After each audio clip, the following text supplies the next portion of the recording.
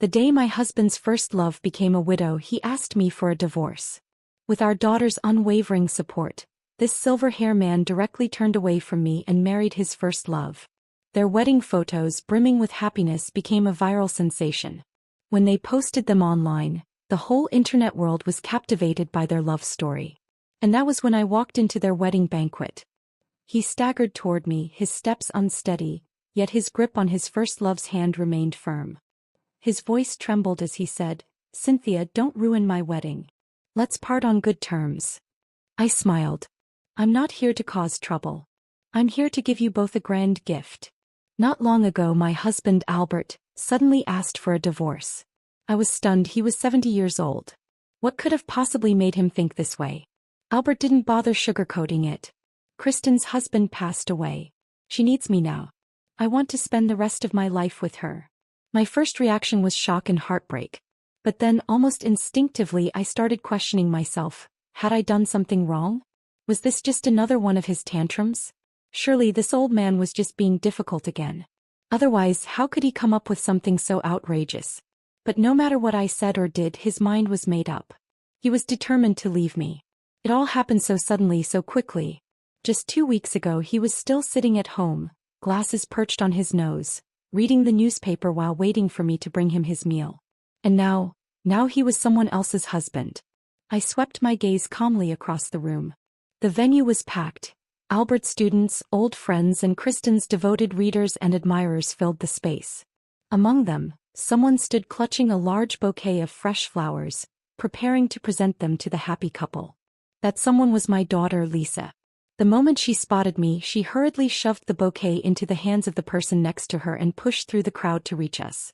Her voice carried a trace of frustration as she said, "Mom, what are you doing here? Today is Dad's big day. If you're here to make a scene, don't blame me for getting upset and ask you out.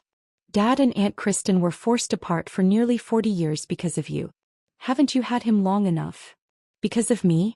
I instinctively questioned. "What kind of person do you think I am?" Lisa's clear, unwavering gaze landed on me, her tone indifferent as she said, "Dad is a scholar, an expert. His students are spread all across the country. He's a man of influence. And you're nothing more than an uneducated housewife." Kristen gently tugged at Lisa's hand.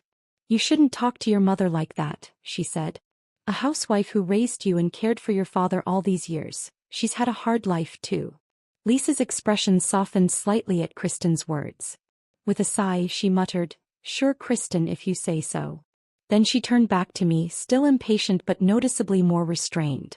"Mom, you shouldn't be here. This is Dad and Aunt Kristen's wedding. You don't belong here." She was eager to get rid of me, shutting me out before I could even get a word in. The next thing I knew, I was being ushered out of the hotel's grand entrance. As if worried I might turn around and come back, Lisa quickly added, "Mom, Barry will be getting out of school soon and there's no one home. Why don't you pick him up and take him to the playground?" The mention of my grandson, sweet little Barry, made me pause. I took a deep breath, forcing down the simmering rage inside me. For now, I would let it go. I turned around, exhaling deeply, and decided to go pick up Barry. Just then, a group of young people came rushing toward the hotel. In their haste, they accidentally knocked me over. One of them quickly helped me up, apologizing breathlessly. "Sorry, ma'am, we're in a hurry for the wedding." From a few steps ahead, his companion called out impatiently, waving excitedly. "Hurry up. Professor Albert and Ms. Kristen's wedding has already started. Stop wasting time talking to that lady. We're already late." I watched as they disappeared inside, their energy buzzing with excitement. The dazzling glow of the crystal chandeliers inside the wedding hall made my head spin. On the massive projection screen, their wedding photo shone brilliantly, the hashtag love knows no fear emblazoned beneath it. It felt like a slap to the face. I let out a bitter chuckle. In everyone's eyes, I was never a match for Albert. I was never good enough. But once upon a time, I was the one who should have had the chance to go to school. My father had taken every last penny of our savings and paid for the tuition of his best friend's orphan son, Albert. And to make that happen, I was forced to drop out.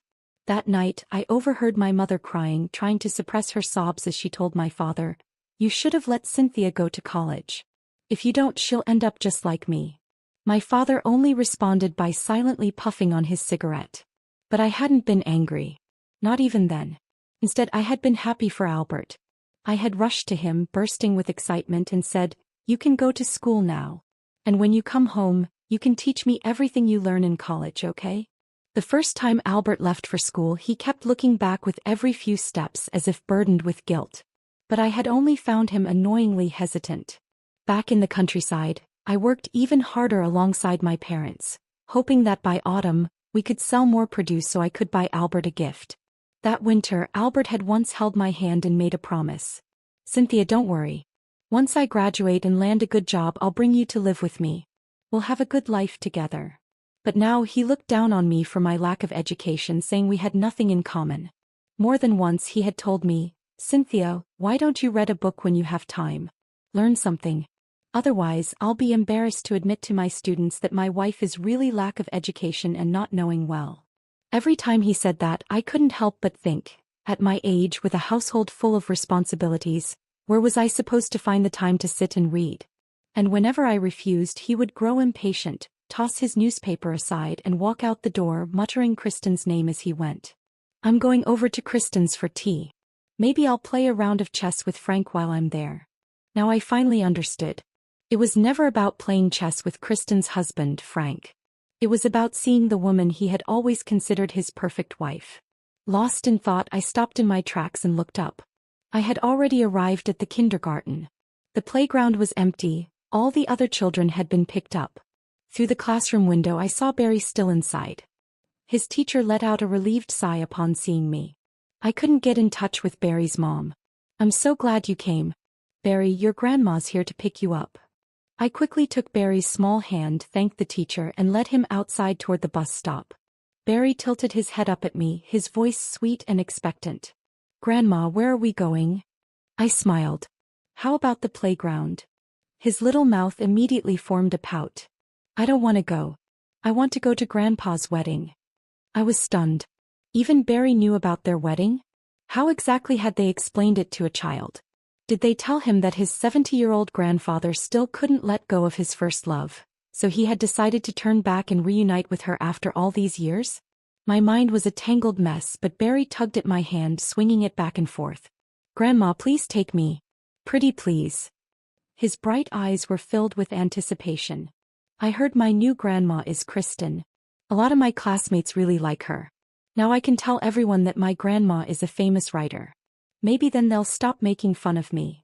I crouched down, taking his little backpack from his shoulders, and gave him a gentle smile. At that moment I made up my mind. "All right," I said. "Let's go to your grandpa's wedding." On the way, Barry kept chattering, his little voice filled with questions. "Grandma, does this mean you won't live with us anymore?"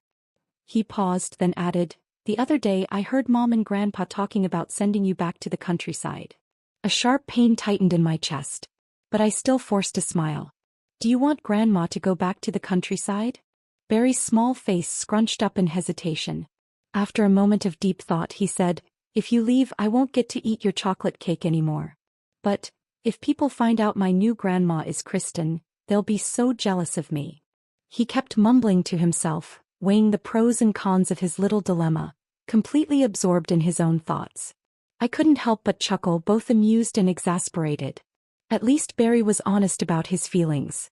Unlike his mother and grandfather, who hid behind their masks of righteousness. One was chasing after his so-called true love, while the other wanted a stepmother to boost her social standing. And yet they both placed the blame squarely on me. "This is all your fault. If you had just educated yourself more, we wouldn't have ended up like this." Albert's words before he walked out of our home for the last time still echoed in my mind. Lisa wholeheartedly agreed with him. "Mom, don't take it too hard. Dad and Aunt Kristen are a perfect match. And let's be honest, you're just a housewife. You've had so many good years with Dad. Shouldn't you be grateful?" Now even a child understood that they wanted me gone. Instead I screamed, "Dad, if you knew that the son you sacrificed so much for turned out to be an ungrateful man, would you regret it?" I still remembered the day Albert proposed to me after graduating from college. I had been hesitant, nervous. "You're brilliant, with a bright future ahead of you. How could I possibly be good enough for you? Don't marry me just because you feel indebted to my father. Neither he nor I would ever want to force you into that." But Albert had looked at me with complete sincerity. This isn't about repaying any favor. I just feel like we're a perfect fit. We'll be happy together. It had been such a simple, earnest confession. And I had believed him. I had believed every word. Back then, I thought love was about companionship, about building a life together, about trust. I never imagined that decades later, I'd be discarded like an old, outdated book, one he was embarrassed to be seen with. Now he stood beside Kristen, hand in hand, basking in the admiration of the crowd. The same man who once promised to build a future with me had rewritten our story, erasing me from its pages as if I had never mattered. I still remembered the night before my wedding. My father sat outside my door until dawn. The next morning when I opened it, I found a pile of cigarette butts at his feet. He looked up at me, his voice steady yet heavy. "Don't worry, Cynthia. If Albert ever mistreats you, I'll stand up for you." But my father died 5 years later before he ever had the chance to keep that promise. With no one left to protect me, Albert never had to hold back. And Albert, he was the closest person to me in this world. By the time I arrived at the hotel, the banquet was still in full swing.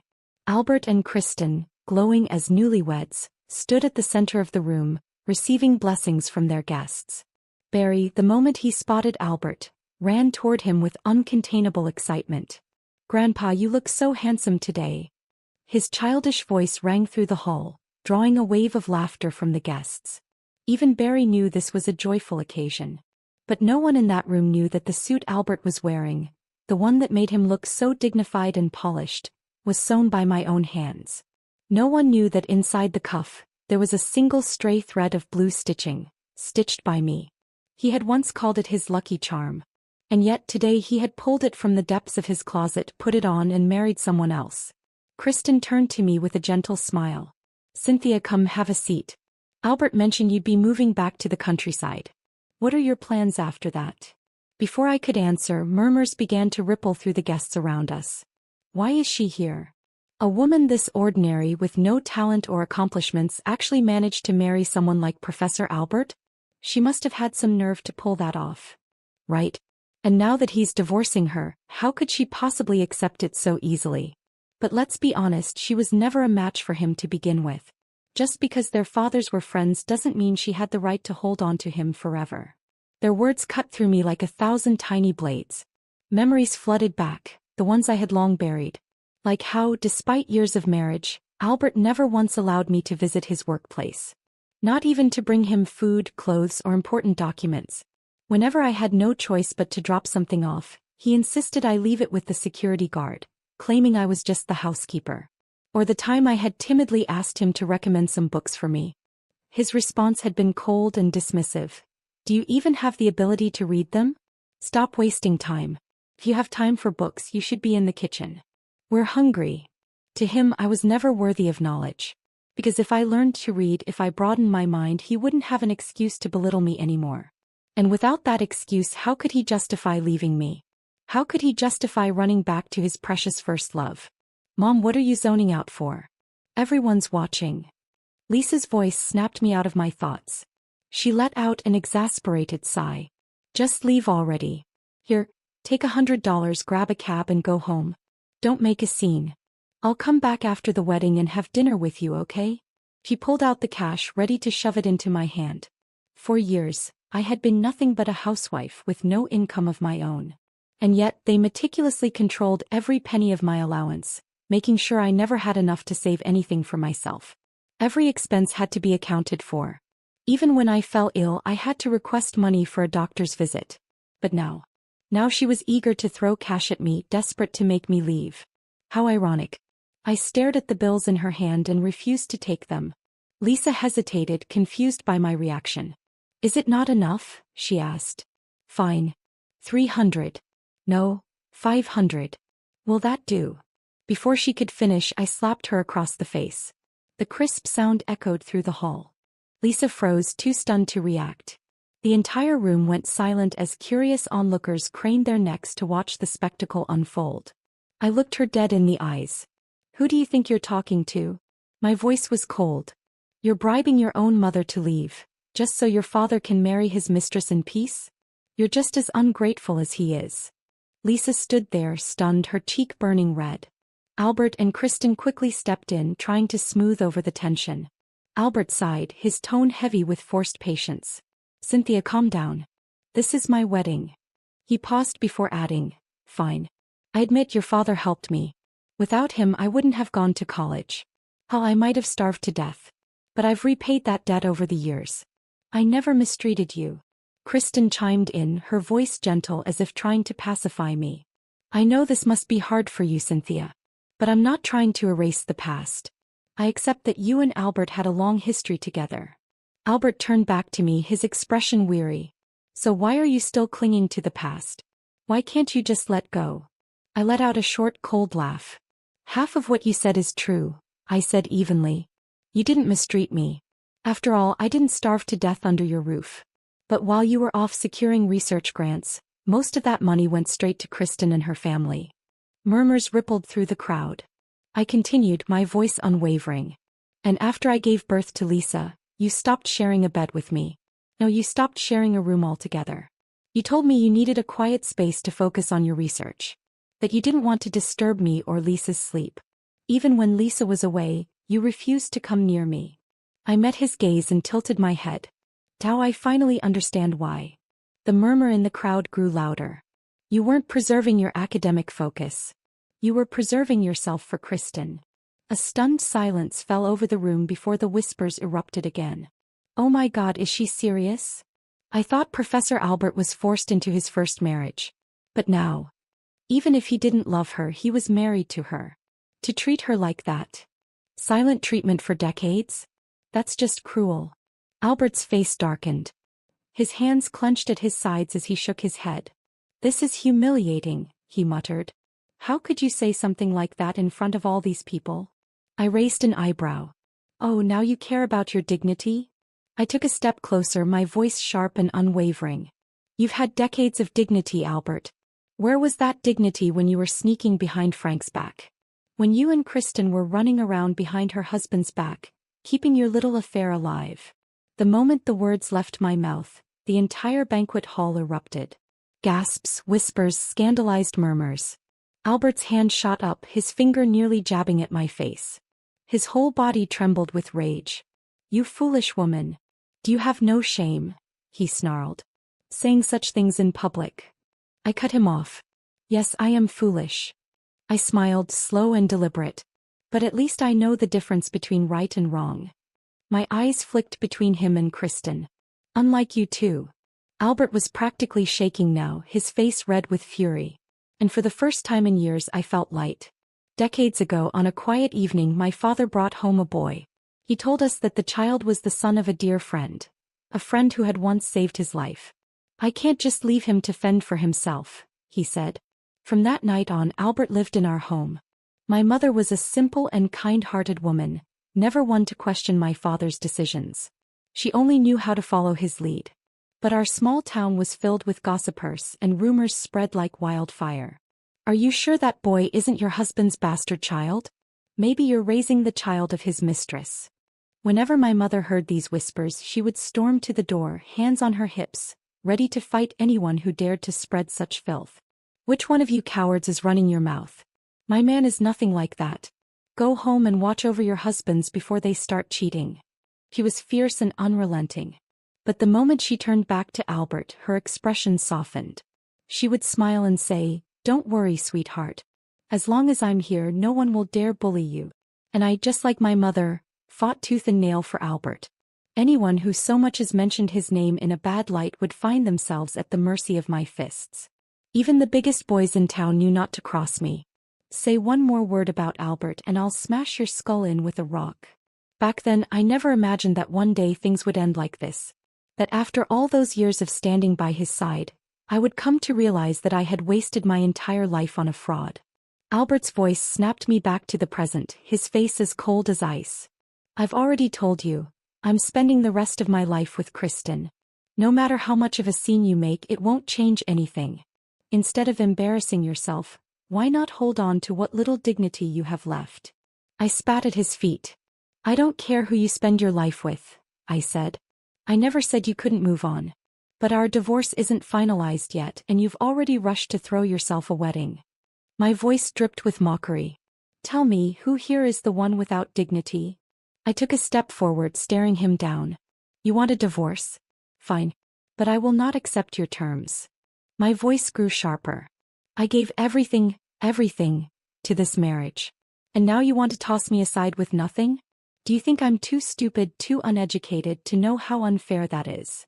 Kristen let out a low, contemptuous laugh, her eyes brimming with condescension. Cynthia, she sneered, we're not asking you to leave with nothing.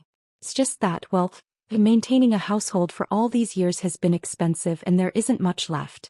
But don't worry, when you move back to the countryside, Albert will still send you a living allowance. And I'll even help cover the costs to renovate your old house. Her words sent a ripple through the crowd. The murmurs turned into open disdain. Oh, so that's what this is about. She just wants money. Figures. I knew she wouldn't let go so easily. What a schemer. What a disgrace. Clinging on to him for dear life even after he's moved on. I let out a cold, bitter laugh. I thought I was standing in a room full of intellectuals, I said slowly, my voice dripping with irony. But it turns out you're just as ignorant as they are. My gaze swept across the crowd. You're no different from these two ungrateful, self-righteous hypocrites. I laughed again, softly this time. Then I turned back to Kristen and Albert, my smile razor sharp. You want to play it this way? Fine. I tilted my chin up. I'll see you in court. I may be 70 years old, but at least I've lived long enough to finally see things clearly. If nothing else, I can say I've truly understood life before it ended. I didn't argue with them anymore. I simply turned and went home. While they were still busy celebrating, I packed my belongings. That's when I realized I had almost nothing to take with me. A single suitcase barely half full. When I was done, I dragged it to the front door only to run into them just as they returned. Lisa was the first to speak. Mom, you can stay at the house for a while if you want. We're leaving for a short trip anyway. Her tone was casual, as if we hadn't just stood on opposite sides of a battlefield. Kristen's new book launch was happening in the next city over, and apparently they all wanted to make a trip out of it. I had never expected my daughter to be so close to Kristen. I let out a soft laugh and shook my head. Well, I hope you all have a wonderful trip. I wasn't angry. I didn't argue. That seemed to unsettle them more than anything else. Albert cleared his throat, his voice careful. Cynthia, I know you're a reasonable person. Just don't do anything foolish, all right? Even Lisa, who had always treated me with thinly veiled contempt, looked somewhat uneasy. Where are you going? She asked. I'll drive you. Lisa had never offered to drive me anywhere. Even when I'd asked for a ride to the market, she would always refuse, too embarrassed to let anyone see her scholar father's illiterate wife. And yet today she was suddenly volunteering to take me somewhere. Guilt maybe?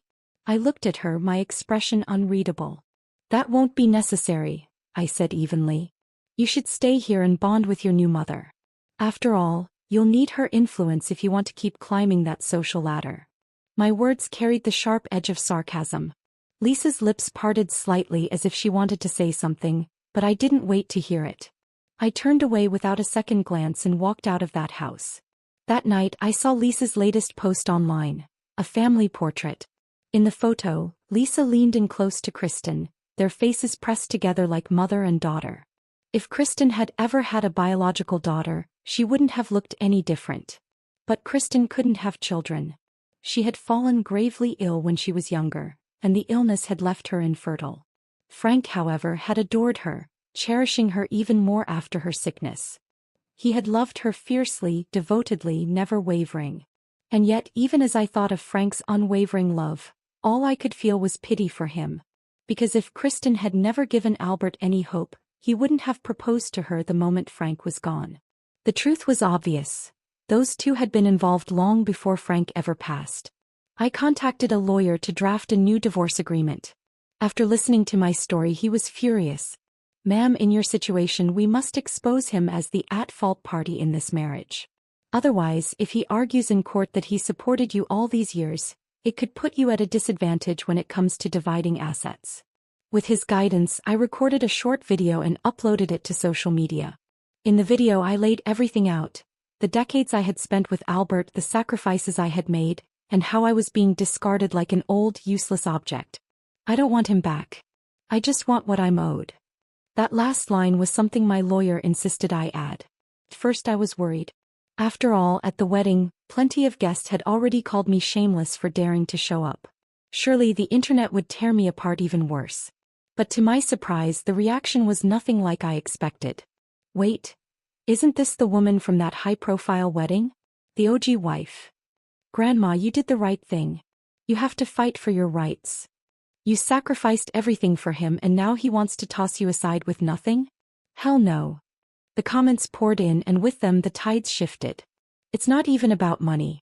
She gave up her education for him, dedicated her entire life to being a housewife, and now he wants to send her to the countryside with nothing? That's just evil. As the video gained traction, my phone rang. Albert. I answered, already knowing what he was going to say. Cynthia. His voice was tense, his tone rushed. You want money? Fine. I'll give it to you. Just stop encouraging people to attack Kristen. Do you even know? She's been crying so much her eyes are swollen. In the background I heard Barry's small voice choked with sobs. Grandma's bad. Grandma only wants money. Grandma is bad. If this had been before, those words would have broken me. But now I just smiled. Calmly I said into the phone, I've had my lawyer draft a new divorce agreement. Sign it and once we're officially divorced I won't bring this up again. Albert was silent for a long moment. Then finally he exhaled. Fine. And with that he hung up. Just when I thought this ordeal was finally coming to an end, Lisa made a post on social media. My mother has been a housewife all her life, but she has a domineering personality. My father and I lived under immense pressure because of her. In her video she kept hinting that my father cheated. But let me ask, how could he have possibly cheated? He's 70 years old. He spent his entire life trapped in a hopeless marriage.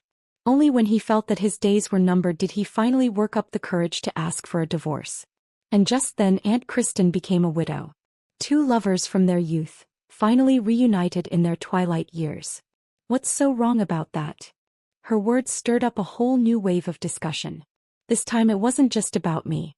Men who felt powerless in their marriages flocked to Albert's defense.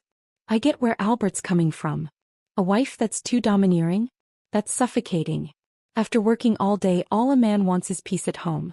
If your wife is too strong-willed, life becomes unbearable. Kristen seems so gentle. Honestly, she and Albert are a much better match. And just like that, the tides turned against me once again. They branded me an overbearing old woman making a fuss over nothing. Not a single one of them cared about the truth. Lisa even sent me a message taunting me. I told you, didn't I? Stop fighting. Just go back to the countryside and live out the rest of your days in peace. With Lisa publicly defending Albert, he saw his chance to backpedal. The man who had once been so eager to settle things was now avoiding me. My lawyer couldn't reach him. Calls went unanswered. Fury burned in my lawyer's voice. Ma'am, your daughter, she's something else. Does she not realize what you've been through? You gave your whole life to this family and this is how they repay you? Don't worry. I will win this case for you. Meanwhile, as public opinion turned in their favor, Kristen made a grand show of her victory. At a book signing she made a veiled remark, one clearly aimed at me. A woman, no matter her age, is always a rose meant to be cherished. And if she isn't loved, well, perhaps she was never a rose worth loving to begin with. The crowd applauded her poetic sentiment, oblivious to the venom laced within it. I let out a cold laugh. She really thought she had won. Just when everyone thought I was bound to lose this battle, I found someone willing to testify on my behalf. Frank's nephew, Patrick. Frank had never had a biological child, but he had always loved children. He had poured all his affection into his nephew. And in the end, when he took his final breath, Kristen wasn't even by his side. She had been away and Patrick had been the one to stay by his bedside to send him off. Patrick recorded a video for me. Hello everyone. My name is Patrick Wilson. I am in name Kristen's nephew, but in reality my uncle was Frank Wilson, Kristen's husband. Or should I say ex-husband now, since she wasted no time marrying someone else after his death. Since I was young I've had a passion for photography. My uncle supported my hobby, he even bought me my very first camera. And with that camera I captured something I wished I had never seen. Kristen. With other men. For years I struggled with what to do. Should I tell my uncle? Should I break his heart? But before I could decide, he was gone. And I can't help but wonder, was Kristen to blame? She had been emotionally distant for years, and my uncle had been growing more and more despondent. And Kristen, she never even tried to hide her affairs. These photos may be decades old, but they're clear enough to show the truth. And among those men was Albert. Even I didn't expect that they had been entangled for so long. The video ended. I called Patrick, thanking him over and over again. On the other end of the line, he was silent for a long time before finally sighing. "Ma'am, you and my uncle are alike. You're both good people. And I refuse to let you suffer like he did. Some people may grow old, but their character remains rotten. People like that don't deserve our respect." The moment I hung up, Lisa's message popped up. "You froze all the family assets. How are we supposed to live now?" Right after Albert called. His voice was agitated. "Cynthia, how could you really go through with suing me? Do you want to ruin my reputation?" I didn't bother entertaining him. Patrick's video had ignited a storm. Public opinion flipped once again. My lawyer released an official statement. Mrs. Cynthia has formally filed for divorce. The only dispute remains the division of assets. My client dedicated her life to this family, only to be betrayed in her later years and left with nothing. This is simply unjust. As her attorney, I will ensure that her legal rights are protected and will take legal action against those spreading false accusations against her. More and more people started speaking up. Former neighbors, Albert's colleagues, even a young woman who had once been Kristen's devoted fan. I used to admire Kristen so much. But after learning the truth, I can't believe I ever saw her as an inspiration. That one simple sentence carried an enormous weight. Kristen's books were pulled from shelves. Several publishing houses publicly severed ties with her, issuing statements condemning her actions. Integrity matters as much as talent. We value literature, but we value morality just as much. Both are indispensable. Then one evening there was a knock at my door. I opened it to find Albert and Kristen standing there. Kristen's knees buckled the moment she saw me, and she nearly threw herself to the ground. "Cynthia, please, I can't take this anymore. I'm begging you, let us go, let this go." Albert stood beside her, his face flushed red with humiliation. For a long time he said nothing. Then in a low voice he finally muttered, "If you leave Kristen alone, I'll come back. We can go back to the way things were." I stared at him for a moment before letting out a short laugh. "You really think too highly of yourself, don't you?" His eyes flickered. "You actually believe I'm doing all this just to get you back?" I smirked. "Albert, the day you asked for a divorce was the day I stopped considering you my husband. I'm not trying to win you back. I'm simply taking back what I deserve, for myself and for my parents who gave up so much for you." Albert's face darkened further. Kristen was still kneeling, quietly sobbing. I lifted my foot and lightly nudged her. Caught off guard, she stumbled to the side, looking up at me in shock. After all, despite the way they had slandered me, claiming I was aggressive and domineering, I had never once laid a hand on any of them. I had endured everything they threw at me without ever retaliating. But now I was done enduring. I looked down at Kristen and smiled. "Enough with the act. We both know you don't mean a single word of that apology." Her breath hitched. He knew it too. At this point, staying with Albert was her only option. Without him, she had nothing, not even someone to care for her in old age. And Albert? I knew him too well. He was already planning his next move. Sure enough, he cleared his throat and tried again, his voice softer this time. "Cynthia, I really do regret everything. Let's just put this behind us, okay?" At that moment, Lisa's name popped up on my phone. "Mom, Dad and Kristen went to see you. Are you guys talking? Dad says they're there to apologize to you." I typed back. "Yes, your parents are here. Your mom is crying." Lisa responded almost immediately. "What? My mom isn't you? You're not crying." I stared at the message for a second before chuckling coldly. They really were shameless. Without hesitation, I blocked Lisa's number. This mother-daughter relationship had come to its end. Half an hour after Albert and Kristen left, my lawyer called. "Albert has agreed to sign the divorce papers," he informed me. I wasn't surprised. Albert had spent his whole life obsessed with his reputation. There was no way he would drag himself to court over a divorce in his 70s, especially not against a woman who had once been his benefactor's daughter. He couldn't afford that kind of humiliation. The settlement was simple. The house would remain his, and aside from the cash in our accounts, he would compensate me with an additional $300,000. It wasn't a fortune, but I knew it was all he could give. With that money, I bought a piece of land in the countryside and built a farmhouse restaurant. I grew my own vegetables, raised chickens and ducks, and slowly word spread about my little retreat. People loved the quiet atmosphere, the clean, pesticide-free produce, the fresh eggs. Over time, my small business gained a reputation and more visitors came. On Thanksgiving Day, I was going over the accounts in the farmhouse when someone recognized me. A young woman approached hesitantly. "Excuse me, ma'am," she whispered as if sharing a secret. "Are you that brave divorced grandma?" There was a glimmer of curiosity and admiration in her eyes. It took me a moment to register what she meant, but when I did, I smiled and nodded. She lit up. She was one of Albert's former students, and a former fan of Kristen's books. She admitted that after the scandal broke, she had felt utterly disillusioned, unsure of which so-called intellectuals could still be trusted. "But when I heard about your story," she continued, "I felt inspired. You proved that even at 70 you can start a new life. We all think you're incredibly brave." Through her, I learned about what had become of Albert and Kristen. The fallout had been immense. The scandal hadn't just faded, it had left a permanent stain. Albert, who had been working at his old university under a special contract after retirement, was terminated without ceremony. The school quietly removed his portrait from their walls, erasing his legacy. Kristen's books were all pulled from shelves. Lisa had planned to use Kristen's reputation to climb the social ladder, secure a better job and elevate her status. But now, that dream had crumbled before her eyes. Without Kristen's influence, she had nothing left to leverage.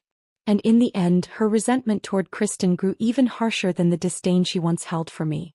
As the months passed, Lisa's life began to unravel. The social circle she had tried so hard to climb into, using Kristen's name as a ladder, soon saw through her intentions. Her ambition, once masked as admiration for Kristen, turned into bitterness and disdain as her own plans crumbled. Lisa's once hopeful career path now seemed blocked. The scandals surrounding her family only made her more of an outcast. Attempts to land a new job were met with cold rejections. And with her strained relationship with both Kristen and Albert, her status continued to dwindle. The higher she aimed, the further she fell. One evening, Lisa called me, her voice tense, the words barely more than a whisper. "Mom, I messed up. I've lost everything." I didn't answer right away. There was no satisfaction in hearing her confess, only a quiet recognition that she had finally faced the consequences of her choices. "I told you," I replied softly, "you can't climb on the backs of others to get ahead. What you wanted was to take from others, but in the end, it's only left you with nothing." She didn't respond, the silence on the other end thick with regret. I knew there was nothing more I could say to her. She had to face the consequences of her own actions now. As for me, life had begun to feel more like I had imagined in my youth. The quiet, peaceful days in my countryside retreat were a far cry from the suffocating years I had spent chasing approval and acceptance from people who never truly valued me. I had built a life that was mine, free from manipulation, from betrayal, from the weight of unspoken expectations. I spent my days growing the farm, experimenting with new recipes for the restaurant, and occasionally meeting other women who, like me, had reinvented themselves later in life. The satisfaction of seeing my hard work flourish was more fulfilling than any status or recognition I'd ever sought. I realized that happiness wasn't about proving others wrong or seeking revenge.